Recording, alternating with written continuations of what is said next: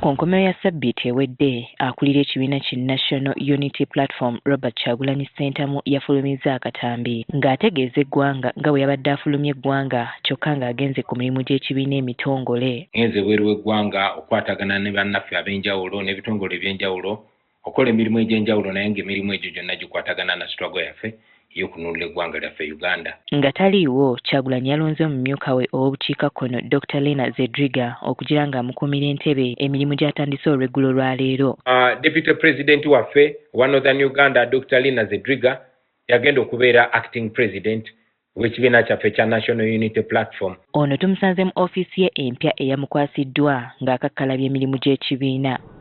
Ono atugambye nti amanyidde ddala obuvunaanyizibwa obwamukwasiddwa mukama we kyokka nga mpaawo kyatidde wadde okweraliikirira. The role is enormous, but I am a believer.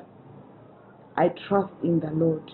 He cannot give me a task that he knows he will not be able to accompany me on.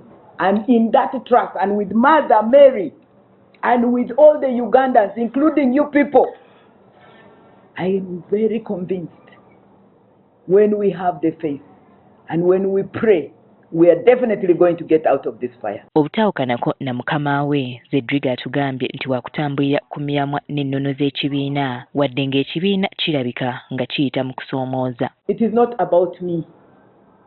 It's about the institution trusting that among the many candles they are trying to blow off and burn off, there's this one candle which is looking a little more resistant. Mu bimu by'ayagala okusookerako kwe kuba nga bannakibiina abazze bakwatibwa mu bitundu by'eggwanga eby'enjawulo abamu ku bo ne bakaligibwa emisango egyekuusa ku by'obufuzi bateebwa awatali kakwakulizo konna. They trumped up charges against His Excellency Mwanga Kivumbi. You know, you have seen it, the kind of thing. And then all the Sauda Madadas and the rest with whom were in Luzira, and also her and me, you know, much as some of the matters are sub judice.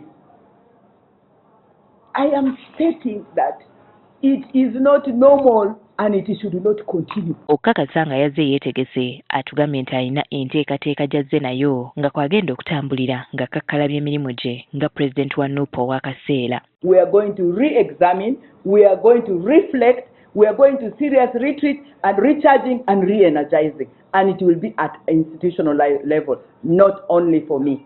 So we will re-energize, we will reconceive. Mu kaseera kano tekimanyiddwa bbanga Kyagulanyi lyagenda kumala ku mawanga gye yalaga ku ntandikwa ya ssabbiiti eno.